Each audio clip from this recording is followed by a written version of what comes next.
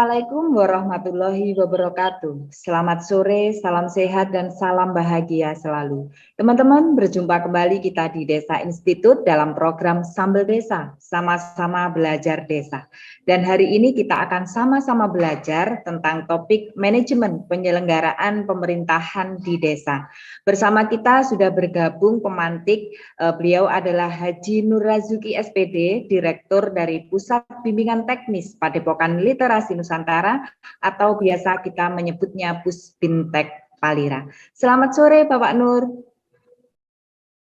Selamat sore Jeng Tias. Iya, gimana kabarnya sore ini Bapak? Alhamdulillah, saya sambil menikmati rintik-rintik hujan.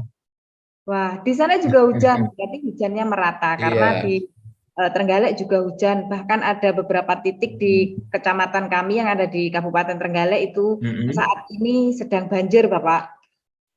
Oh, Ya, semoga enggak, kalau Lamongan nggak ada yang banjir ini. Setelah kemarin ada banjir sampai hampir 1 tahun itu.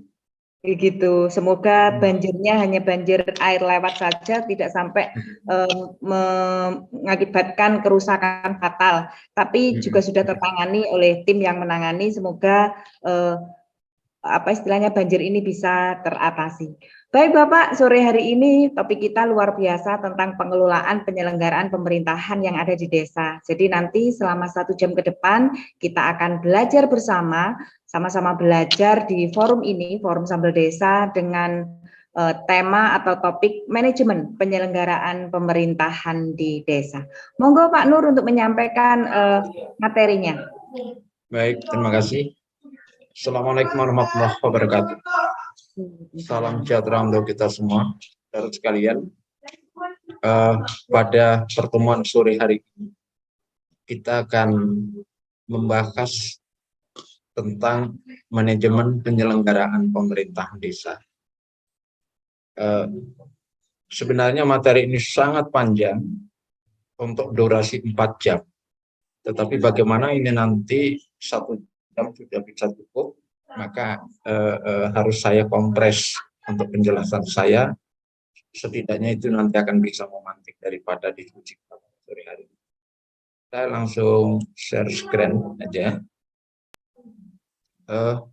Saya mohon maaf, share screen saya karena ini harus saya nanti meluncat. Kalau pakai full screen ini agak kesulitan, jadi mohon dimaklumi. Tapi insya Allah ini nanti kalau sudah akan setelah saya menyampaikan nanti akan saya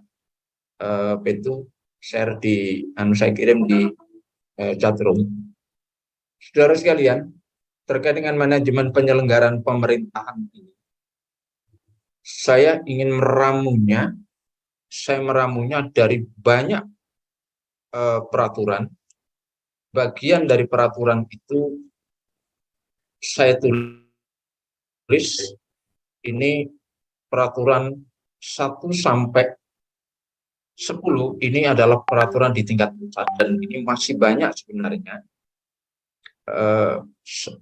Mulai dari ada 3 undang-undang, yang satu ini 16/2001 ini tentang yayasan, 14 ini desa, kemudian kalau 16/17 ini tentang ormas. Ada 2 PP yang saya jadikan pedoman utama. Ada PP 43 ini dengan buah perubahannya dan ini kaitannya dengan BUMDes. Sedangkan untuk Permendagrinya ini sebagian saja 4 yang saya munculkan yang pokok-pokok karena nanti yang lain itu terangkum dalam 18/2018 tentang LKD. 96 ini 96 ini tentang kerjasama desa, sedangkan 110 tentang BPD, 84 tentang SOTK. Ini. Nah, peraturan Kemendes ini tentang BPD, tentang BUMDes. Kemudian yang masih ada kaitannya dengan LKD lainnya ini beberapa peraturan Menteri Dalam Negeri terkait dengan Linmas, Posyandu, PKK, kemudian Mensos tentang Karang Taruna, kemudian Menteri Pertanian tentang Kapotan dan sebagainya ini tidak saya cantumkan dan itu masih banyak. Kemudian tingkat desa, ya, kalau di tingkat kabupaten ya tergantung pada kabupaten masing-masing. Untuk perdes tingkat desa ini setidaknya ada beberapa peraturan yang harus dimiliki oleh desa ketika kita bagaimana memanage sebuah penyelenggaraan pemerintah. Saudara sekalian, bahwa pemerintahan ketika diselenggarakan ada 5 hal, 5 unsur, 5 cakupan ini yang tidak bisa pisah. Dan yang nomor 1 yang saya letakkan adalah rakyat. Ada rakyat. Karena nanti apapun yang dilakukan oleh 4 yang lain ini adalah dari rakyat, oleh rakyat, untuk rakyat. Artinya apa? Bahwa rakyat inilah sebenarnya menjadi poros daripada keseluruhan penyelenggaraan pemerintah. Bahasa lain adalah bagaimana desa membangun, bukan membangun desa. Atau pembangunan yang partisipatif dan sebagainya. Nah, penyelenggaraan pemerintah pun juga. Ini. Nah, definisi terhadap kelima istilah atau sebutan ini ada di slide berikutnya. Sudah saya, tapi tidak perlu saya terangkan lebih detail. Ini bahwa yang perlu saya garis bawahi pada teman-teman sekalian bahwa semua yang dilakukan oleh 4 institusi ini adalah dari rakyat, oleh rakyat, untuk rakyat. Oke. Itu penting sekali harus saya garis bawakan. Nah, sekarang bagaimana pemerintahan itu diselenggarakan, diminit? Bagaimana ditata? Kalau sudah menata ini, kalau manajemen di dalam memanage penyelenggaraan pemerintahan ini berarti tidak keseluruhannya mendasar pada rujukan aturan yang baku yang ada, tetapi juga di situ ada faktor-faktor kreativitas, faktor-faktor intelijensia yang bagi pemangku kebijakan yang ada di kelembagaan atau institusi ini. Nah, dari kelima ini, bagaimana relasi keduanya semuanya ini di dalam penyelenggaraan pemerintahan? Saya dapat menggambarkan secara total cukup dengan 1 slide ini. Nanti slide berikutnya ini sebenarnya adalah penjelasannya saja. Oke, ini gambarannya. Apa yang saya katakan tadi, dari rakyat, oleh rakyat, dan untuk rakyat itu seperti ini gambarannya. Dari rakyatlah BPD dipilih berdasarkan keterwakilan wilayah. Dari rakyatlah kepala desa dipilih, yang kemudian kepala desa dimandati untuk mengangkat perangkat desa berdasarkan peraturan atau mekanisme yang berlaku, maka muncullah istilah Pemdes atau pemerintah desa. Ya. Jadi kalau Kades belum pemerintah desa, tapi kalau Kades dengan perangkat desa baru itu disebut pemerintah desa. Itu maksudnya. Artinya bahwa pemerintah desa itu tidak bisa cukup dengan seorang kepala desa. Tapi kepala desa harus memahami bahwasannya Pak, Anda akan lengkap disebut dengan pemerintah desa manakala Anda dibantu oleh perangkat-perangkat desa. Begitu. Oke. Nah, ini dari rakyat. Kemudian di dalam menjalankan tugasnya pemerintah desa, yaitu Kades dan perangkat ini, dia akan berkoordinasi dengan LKD. Koordinasi dengan LKD. LKD ini saya menulisnya untuk mewakili saja. LKD ini berarti di situ ada LPM, PKK dan sebagainya.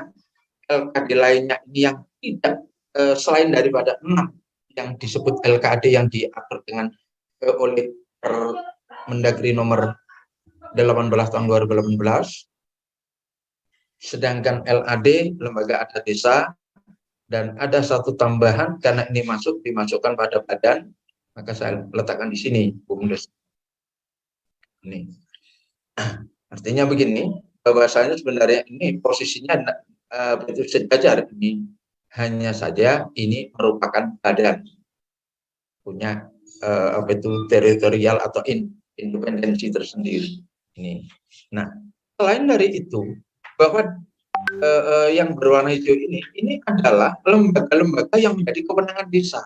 Selain daripada lembaga-lembaga yang menjadi kewenangan desa, ada di masyarakat ini juga lembaga-lembaga atau perkumpulan-perkumpulan yang tidak menjadi kewenangan desa. Ini pun juga dari rakyat, oleh rakyat, untuk rakyat sama. Ini yang selama ini belum disentuh, hampir belum disentuh sama sekali. Dianggapnya ini, oh udah itu lain, bukan urusannya pemerintah. Tidak bisa demikian.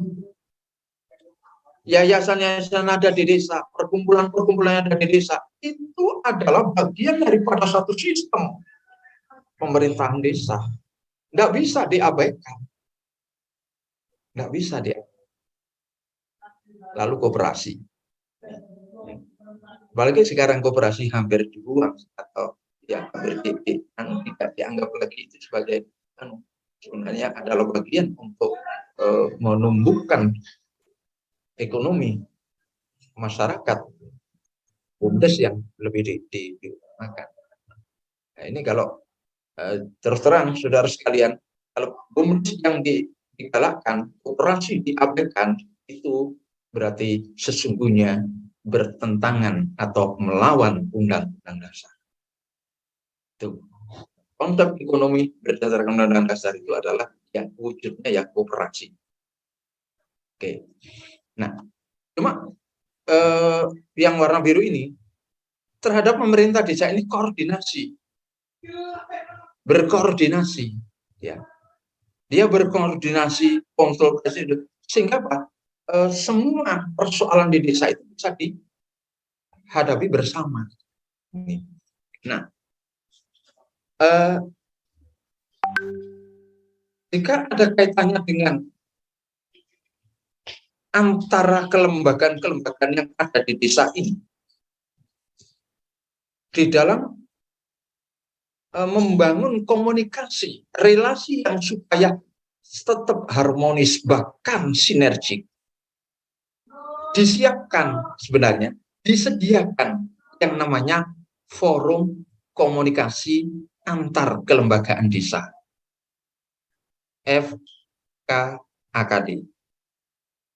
Satu lembaga ini, institusi ini nampaknya sampai hari ini tidak pernah dipikirkan oleh pemerintah maupun para pemangku desa.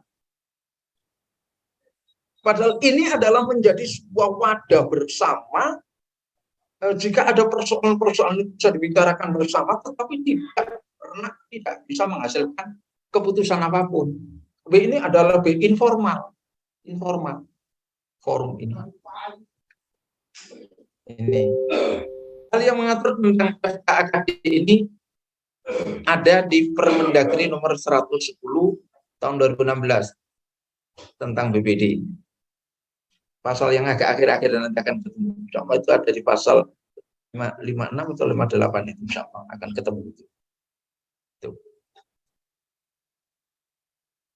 Jadi ini sebenarnya penting. Kenapa sekarang ini itu seringkali terjadi adanya inharmonis bahkan berseteru dan sebagainya antar kelembagaan ini? Ini loh tidak pernah dipikirkan, sudah disiapkan, tidak pernah dipikirkan.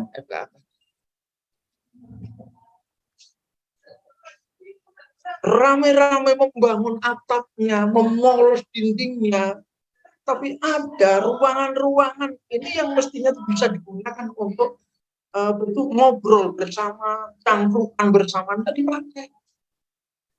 Ini. Nah, jika urusan dengan luar, maka ada BKD, Badan Kerjasama Desa, supaya nanti dipahami atas perbedaan antara BKD dengan BKD ya.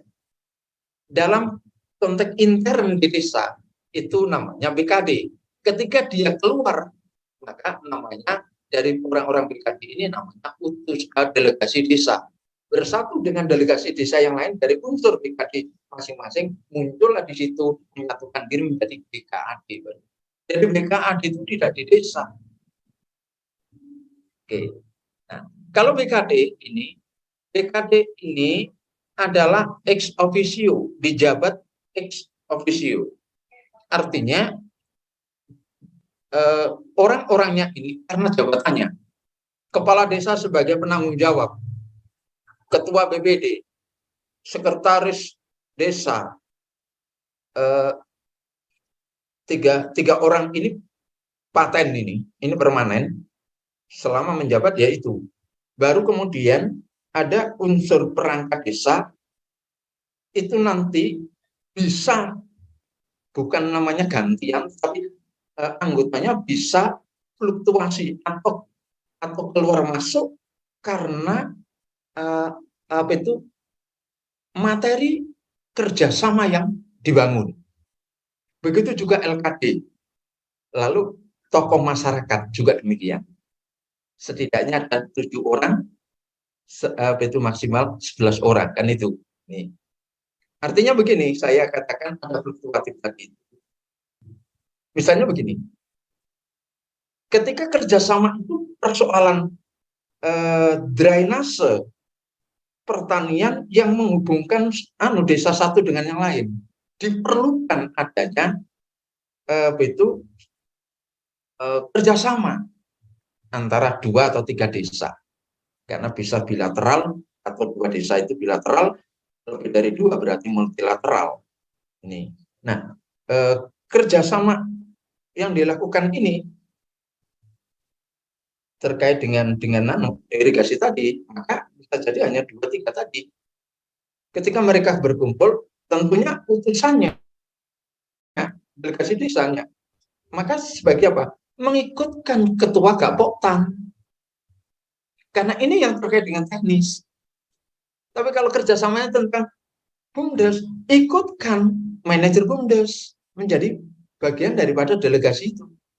Kalau kerjasama ini terkait dengan itu misalnya tentang harus saja kerjasama untuk apa ya, mungkin yang lain ini misalnya tadi kalau pengairan itu ada HIPA, kalau pertanian, kemudian kalau BUMDes atau kemudian kalau misalnya ekonomi bisa juga BUMDes ya, kalau UMKM nggak bisa. Dan mereka ketika ketemu namanya BKAD. BKAD ini karena antar pemerintah desa bisa satu kecamatan, bisa lain kecamatan, lain itu kabupaten, bisa lain provinsi, bisa hanya 2 desa, bisa juga lebih dari. Mereka bertemu untuk membuat satu perjanjian, pokok-pokok perjanjian itu yang kemudian dituangkan di dalam sebuah peraturan bersama kepala desa. Yang dihasilkan oleh BKAD itu draft Permakades. Setelah selesai, maka dengan sendirinya bubar mereka. Jadi BKAD itu bukan permanen, bukan lembaga permanen, yang permanen itu BKAD. Ketika satu kecamatan mau membuat bintek bersama, maka apa? Oh, enaknya ini berunding, perlu Permakades. Kalau lewat BKAD, nanti itu menyatu dalam BKAD, berarti muncul harus Permakades. Selain daripada ini tentang bekerja sama dengan pihak luar, selain daripada antar pemerintah desa, kalau dengan pihak ketiganya, itu yang muncul adalah tetap BKD sebagai delegasi desa, tetapi nanti yang dilahirkan, disepakati itu tidak namanya Permakades, tetapi MOU atau perjanjian bersama atau kesepakatan bersama atau apapun itu, yang jelas bahasanya itu tentang MOU, nota pahaman, nota perjanjian tuh. Jadi ini, nah semuanya ini saudara sekalian, diarahkan, digerakkan adalah demi kepentingan masyarakat. Nah, supaya tegas demi kepentingan masyarakat, maka apa? Harus diperhatikan tentang bagaimana aspirasi masyarakat. Kemudian, bagaimana bisa menggerakkan partisipasi masyarakat yang maksimal. Lalu, harus memberi keleluasaan masyarakat untuk mengawasi. Di samping itu, masyarakat memang secara formal sudah menyerah, itu juga menyerahkan sebagian dari hak demokrasinya kepada BPD untuk melakukan pengawasan dan evaluasi. Bedanya, kalau pengawasan dari masyarakat ini hasilnya nanti itu disampaikan sebagai masukan, BPD hasil pengawasannya menjadi rekomendasi. Nih. Dan pengawasan masyarakat ini bisa disampaikan kepada pemerintah desa, bisa pula disampaikan pada BPD. Nih. Nah, kalau semuanya ini bekerja sesuai dengan posisi masing-masing, masyarakat juga terlibat secara aktif di dalam penyelenggaraan pemerintahan desa. Tidak begitu sulit desa itu untuk berkembang. Nih. Tidak begitu sulit. Jadi hak dari seluruh stakeholder yang ada di desa ini, kelembagaan atau institusi yang ada di desa ini, berikan secara leluasa, saling memahami justru bagaimana membangun sebuah sinergitas. Itu akan jalan. Tetapi kalau sebaliknya yang dilakukan, maka jangan berharap. Pasti. Hari ini tadi saya baca ada tadi di grupnya atau TV desa itu tentang ada masyarakat itu ngerutuk ke balai desa untuk minta agar kepala desa itu perangkat desa diberhentikan karena tersangka basah tentang pencabulan atau selingkuh tadi itu, tapi tidak mau memberi rekomendasi. Kenapa demikian? Kenapa sampai terjadi pemberontakan? Ya karena fungsi-fungsi ini tidak jalan. Saya nulis ini, pasti desa itu tidak punya peraturan desa tentang pengangkatan dan pemberitaan perangkat desa. Itu pasti. Itu kewenangannya. Maka ada Pak, ya, ada kekosongan hukum yang tidak jelas. Gitu loh. Ada kekosongan hukum, dan ini krusial banget. Terus sekalian,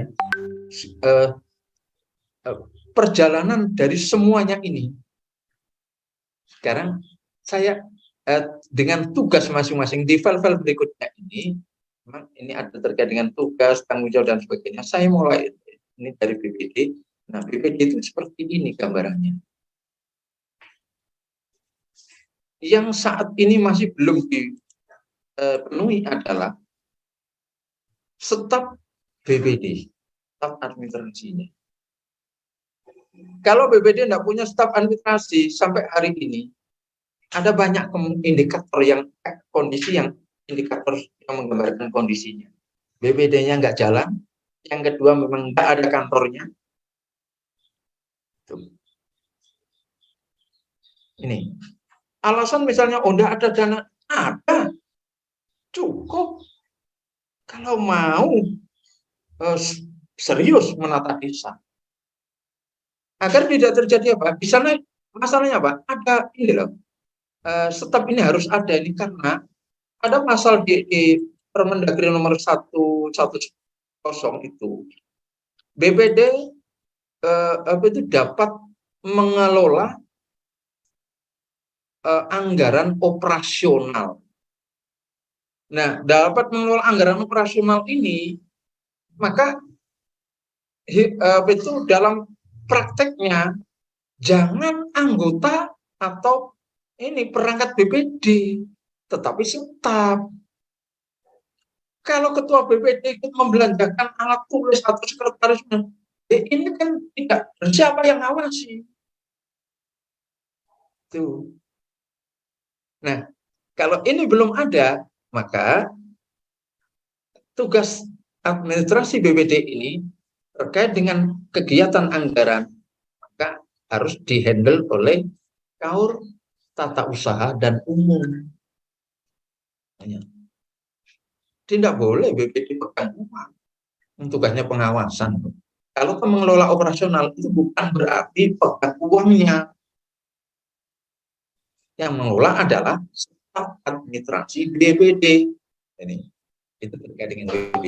Kemudian ini mungkin agak detail saya tentang bagaimana SOTK. Saya membuat contoh itu ada 10 macam sebenarnya kalau berdasarkan ini kategori desa. Kategori desa yang saya munculkan ini adalah berdasarkan Permendagri nomor 84 tahun 2015, di mana di situ adalah kebetulan mendasarkan pada prodeskel. Desa itu tentang struktur pemerintahan atau SOTK itu akan terjadi dinamis, bukan paten ya. Ketika desa itu baru perkembangannya adalah swadaya, maka desa ini cukup dengan ini kok dari yang swasembada dulu. Oke. Tidak apa-apa, saya munculkan dari sini, dari yang paling bawah. Ketika desa itu swadaya, maka cukup 2 KAUR 2 kasih. Jika desa itu tidak ada hanya terdiri dari satu pertikan, satu rumpun, tidak ada pecahan rumpun yang lain, akhirnya kalau pas ada pecahan lebih dari satu rumpun kan namanya dusun 1, dusun 2. Tapi kalau tidak ada hanya satu ini pertikannya, maka SOTK-nya seperti ini, swadaya. Ini kalau ada dusunnya berarti minimal ada 2. Jadi tidak bisa dinalar, pasti itu salah ketika dalam satu desa hanya ada satu kepala dusun. Ini pasti tidak gagal di dalam menerjemahkan daripada aturan perundang-undangan yang ada saat ini. Oke, kalau itu swakarya meningkat, berarti ketika desa itu sudah swakarya, ini boleh menambah. Entah yang ditambah itu, misalnya kalau ini ditambah 1 lagi kasih, apa-apa. Jadi ini bukan hal yang permanen tentang SOTK itu. Nah caranya gimana? Ya perdesnya yang dilakukan revisi atau perubahan SOTK-nya. Nih, jadi struktur pemerintahan atau SOTK itu adalah bukan statis tapi dinamis, tergantung pada dinamika perkembangan desa itu. Oke, ini yang tidak pakai dusun hanya ada 1 pertikan. Kalau 2 pertikan atau lebih seperti ini. Atau alternatifnya bisa menggunakan yang 3 KAUR 2 kasih. Dan kalau ada lebih dari 1 pertikan, maka seperti ini. Nah, kemudian, bisa juga untuk desa swakarya itu langsung ketiga-tiga, seperti desa swasembada. Diperbolehkan. Ini. Jadi kalau 3 KAUR 3 kasih, ada 2 kasurnya. Ini kalau swasembada juga demikian. Oke, saya sekilas itu aja. Jadi ada tipe kategori SOTK ini, jangan lupa catatannya adalah dinamis. Nah, kenapa? Nanti perkembangan di dalam data kalau valid di Siskudes, di Prodeskel, itu nanti ada outputnya dapat diketahui. Oh, desa Anda masuk swakarya, desa Anda swasembada, desa Anda swadaya. Begitu. Itu saudara sekalian. Nah, Sekarang tentang LKD-nya, saudara. Saudara sekalian, saya mulai dari lembaga pemberdayaan. Sampai hari ini lembaga pemberdayaan ini, jangan lupa LKD itu sampai di tingkat perda pun hampir semuanya pasalnya copy paste pada terkait dengan struktur, itu copy paste pada Permendagrinya, yaitu berdasarkan peraturan desa. Kemudian harus terdiri atas unsur-unsur, minimal ada unsur ketua atau pimpinan, unsur sekretaris, unsur bendara, dan seksi-seksi berdasarkan kebutuhan. Nah, untuk bisa muncul seperti contoh ini, dari mana?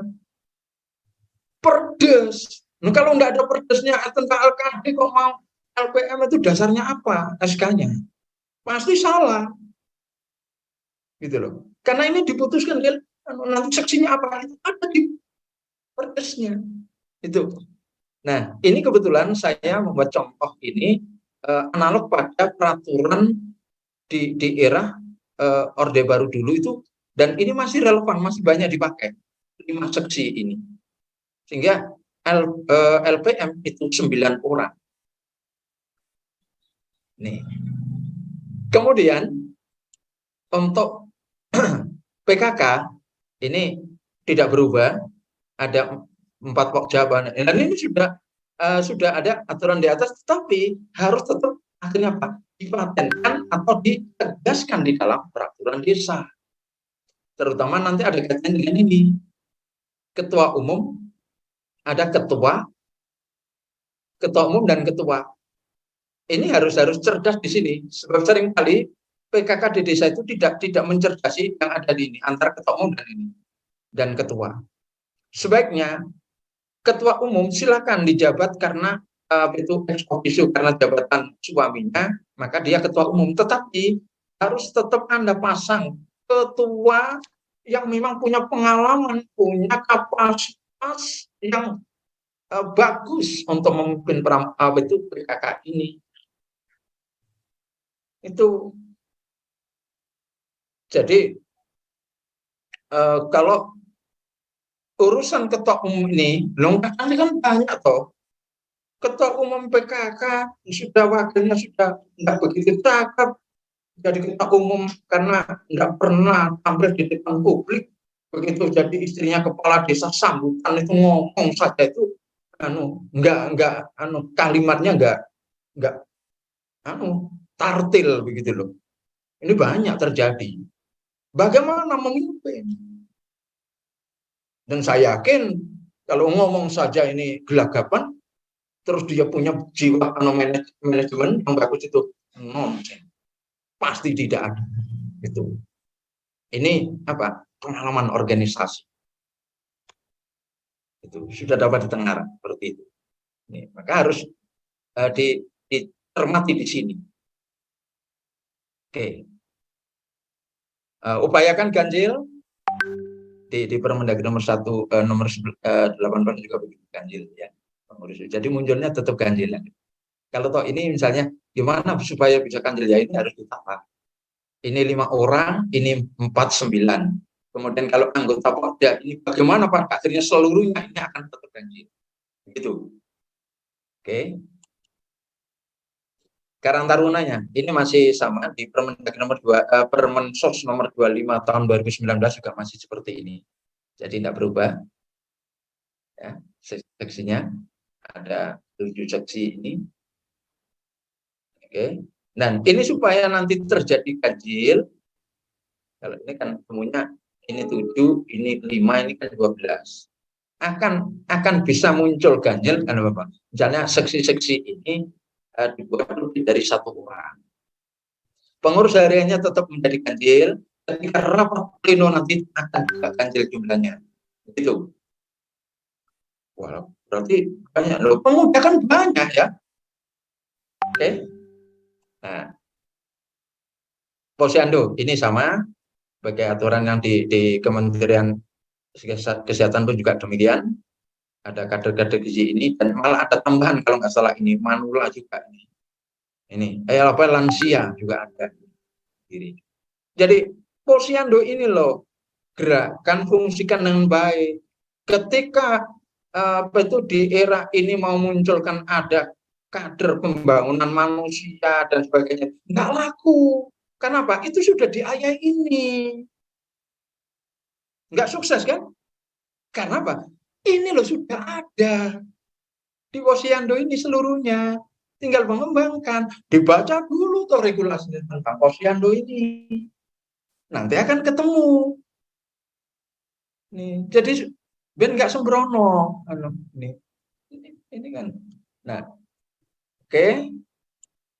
Untuk RT RW ini, saya melihat tentang RT RW ini, jangan lupa bahwa selama ini masih banyak yang berpikiran RT RW itu adalah tunggal. Jangan lupa ini LKD, maka Pak, karena LKD maka itu apa itu komunal, pengurus. Nah, gambarannya seperti ini pengurus. Ini juga 9 orang tuh anu kanjilnya. Jadi RT itu kepengurusan, bukan kok Pak RT saja. Nah, ada sekretaris, ada bendahara begitu ya. Oke. Baik, sudah menit ke 40, jadi saya harus sudahi supaya dan. Jadi ini sesungguhnya durasi yang asli ini adalah durasi untuk 4 jam. Tapi ini tetap saya bagikan seluruhnya dan penjelasan saya seperti orang dikejar-kejar ini, mohon maaf. Saya stop sessionnya dan saya kembalikan dulu pada Cynthia. Monggo. Iya, materi yang sangat menarik karena bagaimanapun juga keberhasilan dari pelaksanaan penyelenggaraan pemerintah desa itu tergantung juga dari bagaimana mengelolanya atau memanagenya.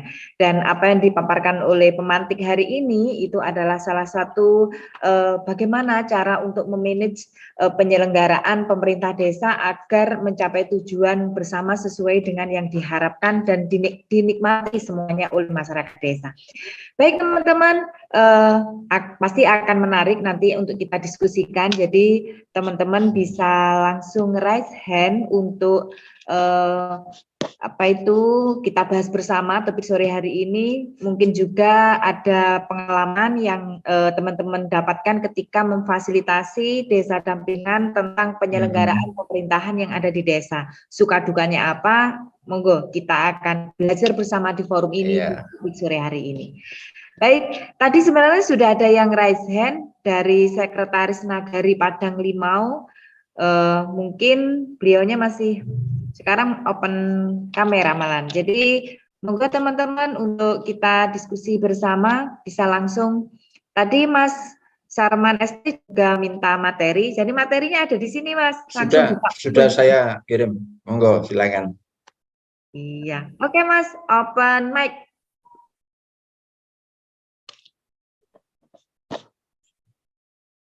Open mic dulu Mas Sarman. Oke, kita open. Oke, siap. Terima kasih. Assalamualaikum warahmatullahi wabarakatuh. Waalaikumsalam. Ya, saya langsung saja. Menarik memang ini Pak Nur untuk membahas terkait dengan penyelenggaraan pemerintah. Nah, sebetulnya waktu kita tidak cukup ini kalau mau bahas. Oh iya. Jadi materinya cuma hanya SOTK dengan struktur lembaga kemasyarakatan desa. Nah, memang ini yang di lapangan ini kendalanya ini jarang bersinergi ini. Nah, memang sering berkolaborasi, tapi yang muncul bukan yang baik, yang seperti Pak Nur katakan dari masyarakat, oleh masyarakat dan masyarakat untuk rakyat. Nah, ini yang jarang kita temui tepat sasaran.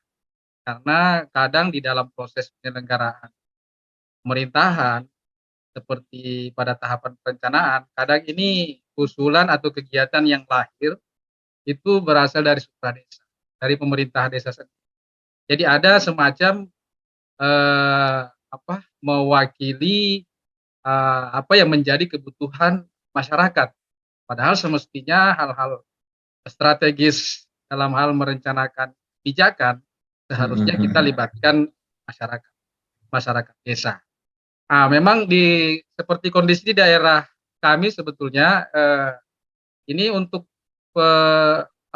ketentuan SOTK ini kan lahirnya dari peraturan bupati ya, terkait dengan apakah strukturnya nanti ada 3 kepala seksi atau 2 kepala seksi. Nah, terkadang pemerintah daerah ini tidak melihat dari ketersediaan anggaran, sehingga kami juga di daerah melihat ternyata dari beberapa orang yang menjadi perangkat desa ini kadang tidak berfungsi secara maksimal. Ya, kadang kita melihat bahwa terlalu banyak ini yang ada di dalam struktur organisasi pemerintah desa. Padahal dengan banyaknya ini kalau melakukan tugas pokok dan fungsi masing-masing, itu penyelenggaraan pemerintahan desa ini akan baik. Tetapi yang terjadi adalah kadang di desa ini hanya dimonopoli oleh orang per orang untuk menghandle atau membackup realisasi dari pendapatan belanja. Ini yang menjadi kendala, mungkin apakah dari sisi SDM ya atau seperti apa tuh, mungkin ada apatis atau mungkin saja ada sikap hanya ya bagaimana supaya operasional mereka diterima, ada masuk bekerja, dan mungkin itu saja yang menjadi tujuannya. Ya, tugas pokok dan fungsi mereka kadang ya baik.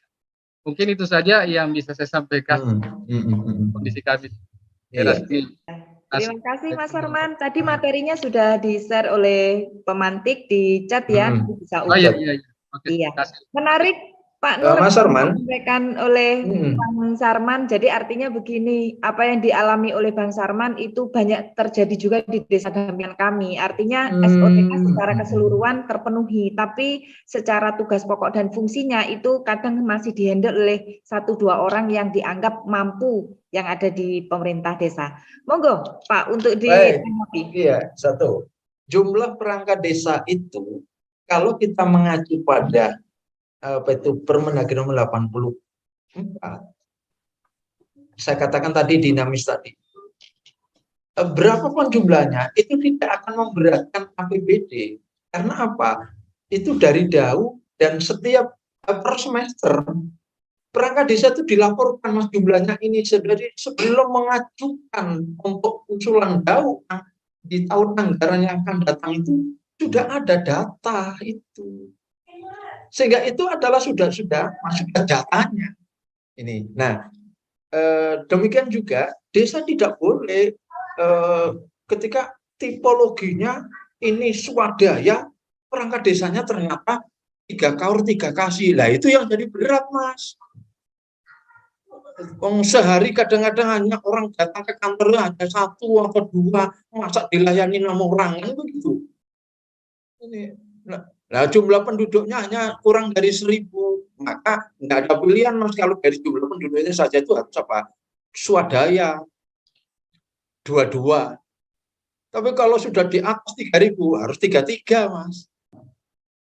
Itu sudah setelah saya cermati itu, oh ya, kalau jumlah penduduk di atas 30 ini harus lengkap. Kalau nggak lengkap kelang kabut. Begitu. Nah, kemudian kalau nanti lebih dari 5000 itu sudah waktunya dipikirkan apa? Stop perangkat desa. Stop, Mas. Pasti itu. Di Jogja, karena desanya ini gemuk-gemuk, ada yang satu desa itu sampai jumlah pilihnya itu jumlah penduduknya di atas 50 ribu. Maka Sekdesnya punya 2 staf. Awur kasih semuanya punya 2 staf. Nggak ada masalah. Kenapa? Itu nanti akan sudah terukur. 2 staf ini nanti ada PAD-nya, PADes-nya. Begitu Mas Tarman. Jadi sebenarnya tidak boleh terlalu intervensi tentang jumlah. Sebab jumlah itu dengan sendirinya akan muncul ketika desa ini masuk pada kategori apa. Itu. Oke. Ya, nah tentang fungsi loh Mas. Kalau tentang fungsi itu gampang kok Mas sebenarnya. Mbok ya kalau para perangkat desa itu apa itu utamanya perangkat desa itu birokrat, Mas. Berarti apa? Tugas administrasi. Tugas administrasi saat ini itu nggak ada yang sulit. Semuanya sudah bisa dengan digital kok. Kalau itu hanya dikerjakan 1-2 orang, ini pasti di situ tuh ada mekanisme yang nggak jalan. Ada pro dan kontra, kadang semacam itu. Kalau di daerah selatan biasanya ada seperti orang centengnya, seperti ada gitu ya. Seperti ada ya. Insya Allah seandainya kalau tentang teman-teman ini misalnya wilayahnya dampingan itu sarankan untuk difungsikan, toh di Siskudes itu sendiri mereka semuanya tanda tangan karena semua nama perangkat desa juga di entry. Berarti memang Pak Nur, mohon maaf ini Mbak Tias, ya, pada dasarnya fungsi manajemen ini ada pada kepala desa ya. Iya dong. Ya, kalau kepala desanya memiliki manajemen yang baik, yang itu bisa diterapkan, mungkin desa ini akan berfungsi dengan baik, terutama perangkat desanya. Tapi untuk ini memang idealnya yang Pak sampaikan tadi bahwa memang dari kebutuhan anggaran diidentifikasi desa itu menjadi pagu anggaran melalui APBD. Tapi ya lagi-lagi ini tergantung pada pemerintah daerah karena APBD ini dari dana DAU dipatok 10% minimal untuk anggaran ADD. Nah, ada sebagian daerah terutama di daerah kami ini hanya memberikan anggaran ya batasan minimal aja 10%, tidak melihat dari sisi kebutuhan, padahal sudah disampaikan. Nah, ini tergantung lagi pada pemerintah daerahnya ini. Ya, dan itu kalau itu ini Mas ya, terkait dengan siltap itu Mas, karena jumlah perangkat itu sudah dihitung Mas. Dari Kementerian Keuangan sudah terhitung itu, karena itu dilaporkan pengajuan awal sama saja dengan jumlah pegawai negeri sipil ASN sama. Jadi kalau sampai ada pengurangan siltap, ini pasti nggak beres Mas pemerintah daerah, pasti itu, karena hierarkinya itu usulan dari bawah. Berapa jumlah perangkat saya, berapa sekdesnya, berapa kadesnya, berapa kalau kasih kasun kan sama kan ya kan? Kan hanya tiga kategori kan, itu sudah dihitung seluruhnya kok. Kalau siltap Pak yang mungkin itu terpenuhi, hanya saja ada yang menjadi beban operasional dari pemerintah desa seperti halnya LKD tadi. LKD tadi ini kan sebetulnya adalah SK kepala desa meskipun itu adalah aspirasi masyarakat. Nah, ini menjadi beban anggaran juga kan di ADD tentunya.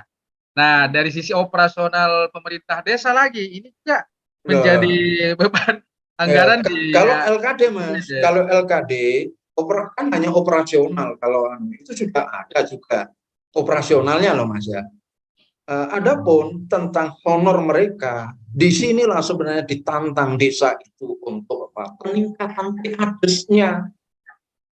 Maka dalam tidaklah berlebihan ketika dalam satu tulisan saya, artikel saya itu kalau saat ini semakin terjadi ketergantungan akut pemerintah desa terhadap dana transfer.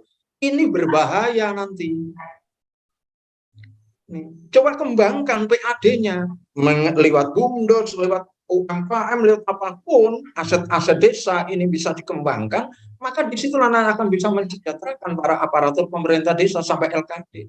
Di tempat saya, Mas, Karang Taruna, tidaknya Karang Taruna saja ada kok insentifnya kok. Daripada PAD, Mas. Kita nggak boleh Mas sekarang ini misalnya gini, mengandalkan dana transfer saja itu nggak boleh. Bagaimana itu kan sebagai pemancing kan? Saya kira teman-teman dalam sebuah inteknya akan juga disampaikan bahwa sebenarnya dana transfer ini hanya untuk stimulan, kan ya Mas ya? Stimulan. Pada akhirnya apa? Ya desa itu loh yang harus kreatif. Sama saja seperti gini, jauh itu stimulan. Minimal 10%, supaya bisa lebih dari 10%, PAD daerah harus ditambahkan, begitu Mas. Nah ini banyak cuma pemerintah kabupaten yang tidak begitu. Respon itu tidak mau nambahi hanya 10% saja gitu. Akibatnya ya pas-pasan, padahal itu adalah minimal. Itu alasan macam-macam, bahkan beberapa daerah loh Mas, lebih kalau saat ini itu dari 502 kabupaten kota itu sekitar 10% itu ada yang loh Mas, apa itu siltapnya dikurangi, dan ada yang siltapnya itu tidak dibayar sampai 1 tahun lebih. Ada, iya kan? Monggo saya kembalikan ke Jeng Tias, monggo lanjut. Menarik apa yang kita bahas hari ini, karena memang kondisi yang ada di lapangan memang seperti itu. Bahkan kadang antara pengajuan SOTK dengan jumlah yang ada di desa itu tidak sama, pemerintah desanya. Jadi ada beberapa desa yang kekosongan SOTK-nya tapi tidak segera mengisinya karena mungkin harapannya ADD bisa digunakan untuk yang lain, sedangkan kegiatan kan sudah bisa dihandle oleh perangkat desa yang lain. Baik, sudah ada yang raise hand, kita beri kesempatan untuk Sekretaris Nagari Padang. Monggo langsung open mic. Oke, assalamualaikum warahmatullahi wabarakatuh. Assalamualaikum. Selamat sore. Sumatera Barat ini. Iya, Sumatera Barat. Ini Pak Nur nih salah satu mentor saya nih, Bu. Oh gitu. Iya, saya ikut dengan grup. Ikuti Pusbintek Palira? Ikut enggak? Tidak. Tapi dalam grup Telegram maupun WhatsApp, saya ikut. Selalu mengikuti. Saya dari Solo Selatan, Sumatera Barat. Iya. Iya. Bapak. Nah, ini sangat menarik nampaknya materi pada hari ini tentang tata kelola pemerintahan. Jadi apa yang beliau sampaikan Pak Nur tadi memang benar, adanya di tingkat desa kalau kami lihat. Sebuah desa atau nagari itu sebenarnya kan sama dengan sebuah perusahaan. Apa yang beliau terangkan tadi, maksud saya sama dengan perusahaan, bidang-bidangnya kan sudah jelas. Ada bidang pemerintahan kalau di desa, bidang pelayanan, bidang desa, ya kan? Iya. Tentu memang tata kelola pemerintahan itu tergantung pada kepala desanya. Nah, tentu bagaimana desanya, visi dan misinya, itu yang harus diuji. Namun ada yang di tingkat kabupaten ini tentang penghasilan tadi atau tentang SOTK, banyak yang rancu kalau kami lihat. Jadi sebagaimana kan ada desa swadaya, desa swakarya, itu kan tergantung jumlah penduduk. Nah, dan itu tentunya tergantung beban sebuah perangkat desa. Itu yang dibagi desa swadaya, desa swakarya, dan desa lainnya. Itu tergantung jumlah penduduk dan beban kerjanya. Pak Nur, pada saat ini banyak kalau kami lihat di tingkat desa itu pilkada atau pilkada serentaknya yang ditunda. Nah, ini terkait dengan tata kelola pemerintahan. Jika sebuah desa atau di kabupaten tersebut banyak yang dijabat oleh PJ, tentu harapan tata kelola pemerintahan ini tidak berjalan. Nah, itu kalau kami lihat, apalagi kami di Solo Selatan itu pada umumnya tahun ini ada yang PJ-nya sampai 3 tahun mendatang. Dan pilkada serentaknya juga ditunda karena terkait dengan perdanya belum selesai. Nah, sekarang ini banyak kadesnya yang kades PJ, dan bahkan sampai SK-nya sampai terpilihnya sampai dilaksanakan pilwana serentak atau pilkada serentak. Nah, ini adalah mengakibatkan kepada tata kelola pemerintahan juga. Nah, mungkin itu yang kami mohon bagaimana untuk mewujudkan tata kelola pemerintahan melalui pelaksana jabatan kepala desa yang sampai 3 tahun dan bahkan 4 tahun. Mungkin itu satu. Kemudian yang kedua terkait dengan mungkin agak melenceng Pak Nur dan juga Bu, sesuai dengan webinar sebelumnya tentang operasional kepala desa. Ini berhubungan juga dengan tata kelola pemerintahan kalau kami lihat. Jika isu tentang operasional kepala desa yang disampaikan oleh Bapak Direktur, kalau kami lihat yang diinginkan oleh Abdesi, karena nomor rekeningnya kalau kami lihat di Siskudes itu tidak matching. Nah, bagaimana nantinya tentang belanjanya? Apakah ini nanti membuat rumah Pak Kades digedok sampai malam, Pak Kadesnya nggak bisa tidur, ya kan? Ada orang yang sakit, ada orang minta bantuan. Ya maksimal itu kan 30 juta dalam setahun kalau dana desanya 1 miliar kalau 3%. Ini kalau kami lihat juga jadi bumerang nantinya tentang tata kelola pemerintah. Mungkin itu dulu Bu. Terima kasih. Assalamualaikum warahmatullahi wabarakatuh. Waalaikumsalam warahmatullahi wabarakatuh. Pertanyaannya monggo Pak Nur mungkin. Baik, singkat aja Mas ya. Terkait dengan tadi supaya tidak lupa saya, ada tentang penundaan pilkades, ada juga sempat disinggung supaya tidak lupa. Tapi nanti akan ada pembakasan tersendiri dalam schedule dengan di Sambal Desa dengan saya ini akan terbahas. Nanti pilkades akan ada, PAW ada, tuh rinci semuanya akan dibahas nih Mas yang dari Padang. Perangkat desa itu kekosongannya cukup hanya 2 bulan. Jika 2 bulan tidak diisi, sebenarnya itu bisa rakyat bisa menggugat BPD untuk segera BPD menyampaikan impeachment dengan pasal tidak menjalankan tugas kewajibannya kepala desa.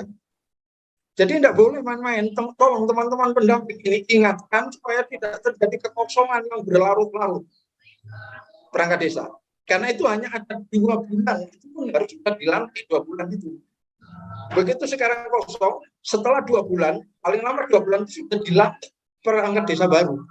Ada itu. Yang kedua, tentang Kades tadi, bahwa PJ, Mas, dengan alasan serentak itu tidak bisa Mas sebenarnya harus yang terjadi di Sumatera dan Sumatera Barat, Mas, Sumatera Utara juga tempat lain juga ada ya, bahkan ada itu yang sampai PJ 3 kali 4 tahun kok PJ terus. Ini pasti dan alasannya tuh klasik betul, tidak ada anggaran. Ini nggak bisa demikian diterima. Kenapa? Dana pilkades itu dari jauh. Artinya apa berarti? Sudah diajukan. Untuk tahun besok ini ada 80 kades. Sekarang APBD sudah diajukan ke Kementerian Keuangan. Jadi ini alasan pasti ada, Mas.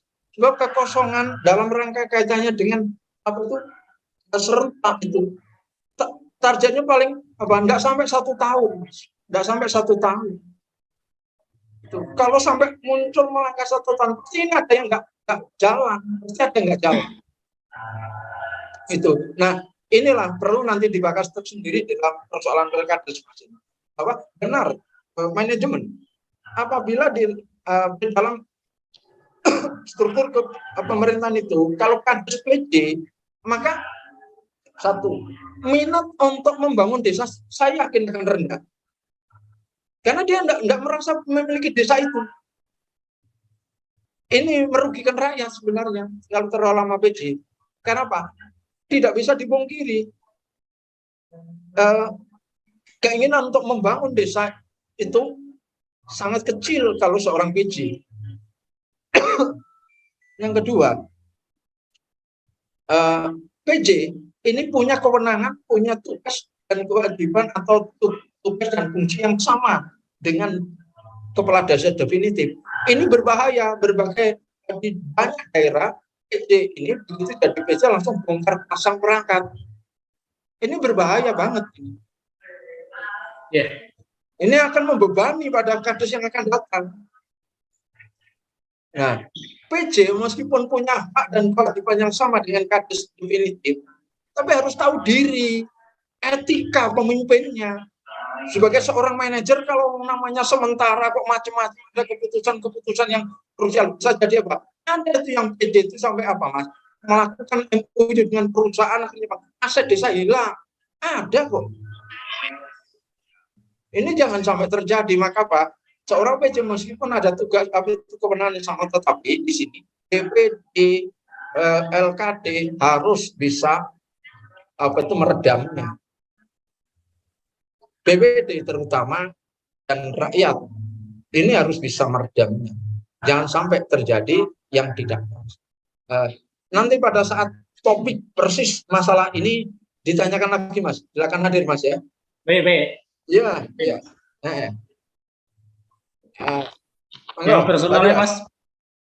Yang operasional, Bapak. Jadi tadi ada dua pertanyaan. Satu tentang itu, yang kedua tentang tata kelola untuk alokasi 3% operasional pemerintah. Iya.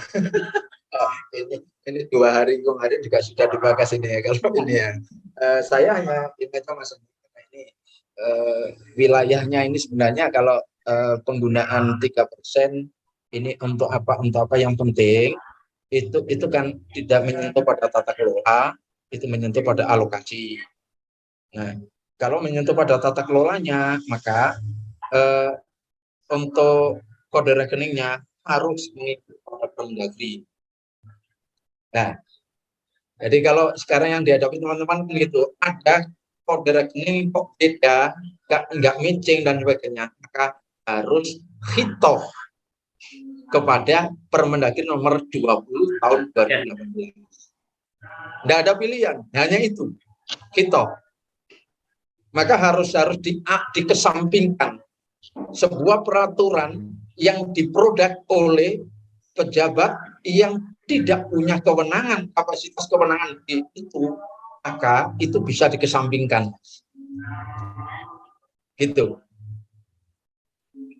Itu, Mas, gambarannya. Ya, terima kasih. Enggak apa-apa, kesampingkan. Nanti pun juga masalahnya apa? Yang meriksa nanti BPKP itu dasarnya pakai Permendagri nomor 20. Iya. Iya, tidak pakai Permendes. Kalau pemeriksa kan pakai Permendagri. Iya. Nah, sedangkan yang diutarakan di situ di bidang operasional itu, di situ jenis belanjanya kan sudah jelas, belanja pegawai, belanja barang dan jasa, belanja pemeliharaan. Nah, kalau belanja bantuan itu kan di bidang 4 dan juga bidang 3. Nah, ini dimasukkan kan di bidang 1. Enggak bisa. Kalau menurut kami, saran kami, kalau memang harus di bidang 1, itu global aja di sana tuh. Biarkan kepala desa kembali kepada keinginan Pak Kadesnya melalui APC. Jadi belanjanya Pak Kadesnya yang belanjai. Itu kan dicairkan per bulan, dibagi 12. Nah, SPJ-nya sesuai dengan realisasinya nanti, mungkin dengan fotonya, dokumentasinya, dan juga proposal. Itu, Mas. Itu kalau supaya PPKD atau pejabat pengelola keuangan negeri atau desa itu tidak tersandung hukum dan juga Pak Kades yang nanti. Ya. Itu kalau saran kami. Iya, memang yang paling tepat langkah bijak, sikap bijak adalah ya kembali ke aturan yang membidangi itu tentang tata kelola keuangan. Nanti akan ketemu, Mas, pada tentang cuma agak lama begitu, nanti akan ketemu. Saya siapkan 70 pertemuan, Mas, 70 seri. Iya, luar biasa. Iya. Jeng Tia sendiri baca juga ini loh, kok banyak banget kok. Lengkap. Jadi teman-teman nanti materinya Bapak Nur Razuki nanti semua akan disampaikan oleh Bapak. Mulai jadi kita memang penguatan di dasarnya dulu tentang pemerintahan. Jadi nanti akan lebih meningkat sampai kalau kita membangun rumah sampai rumah itu jadi. Jadi teman-teman tetap stay di sini di setiap hari Kamis kita akan nyambel bareng dengan Puspimtek Aliran. Terima kasih banyak Bapak, menarik dan tak Ya, terasa iya. sudah berada di penghujung acara ternyata. Iya. Iya, tapi yang jelas keterkaitan dengan materi yang bisa menjadi solidaris itu akan kita share di linknya YouTube Sambal Desa. Jadi teman-teman bisa mengunduh materinya dari pemantik hari ini di YouTube-nya Sambal Desa. Kemudian yang kedua, keterkaitan dengan biaya operasional 3%, kita menunggu juknisnya dulu dari Permendagri dan dari Permenkyu, karena PMK-nya terkait dengan penggunaan dana desa tahun 2023 juga belum ada. Ini hanya masih masuk di penggunaan prioritas sesuai dengan Permendes PDTT 2022 nomor 8 tahun untuk prioritas penggunaan dana desa tahun 2023. Baik, tak terasa, monggo Pak untuk topik sore hari ini. Baik, terima kasih. Baik, terima kasih saudara sekalian, bahwa semua penyelenggaraan pemerintahan itu harus kita ingat dan kita sadari bahwa seluruh penyelenggaraan pemerintahan adalah dari rakyat, oleh rakyat, dan untuk rakyat. Terima kasih. Assalamualaikum. Waalaikumsalam. Luar biasa. Jadi penutupnya, closingnya dari rakyat, oleh rakyat, dan untuk rakyat. Dan kita adalah bagian dari itu. Baik, sudah berada di penghujung acara, selalu saya berpesan bahwa siapapun kita, dari manapun kita punya peran. Dan dalam berperan, jangan baperan. Sampai jumpa di episode Sambal Desa selanjutnya, mulai hari Senin sampai hari Jumat, jam 4 sampai jam 5 sore, waktu Indonesia Barat. Salam sehat dan salam bahagia selalu. Terima kasih banyak Pak Nur Razuki atas waktunya. Sehat selalu dan salam untuk keluarga tercinta. Amin, amin, amin. Wassalamualaikum warahmatullahi wabarakatuh.